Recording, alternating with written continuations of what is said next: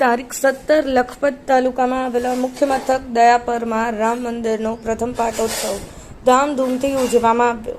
રાત્રે ભવ્ય સંતવાણીનું આયોજન કરવામાં આવ્યું હતું, જ્યાં કલાકાર દેવાંગીબેન પટેલ, જયદેવ ગોસાઈ, દેવેનભાઈ વ્યાસ સંતવાણીની મોજ કરાવી હતી.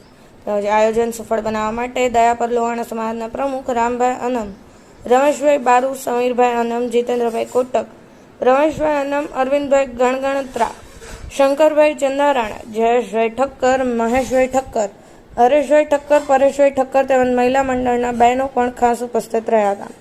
ભાવનાબેન ઠક્કર, મનીષાબેન ગણગત્રા, ડિમ્પલબેન બારુ, પીણાબેન કોટક તેમજ સંતવાણીના કલાકાર દેવાંગીબેન પટેલ ટીવી ન્યૂઝ સાથે વાતચીતમાં જણાવ્યું હતું કે દયાપર લોહાણા સમાજ અને લોહાણા મહિલા મંડળ દ્વારા પ્રથમ રામ મંદિર પાટોત્સવ નિમિત્તે સંતવાણી કરવાનો અવસર મળ્યો. તેમજ આ પ્રસંગે નારાયણ સરોવર ગાદીના સોનલલાલજી મહારાજ ખાસ ઉપસ્થિત રહ્યા હતા.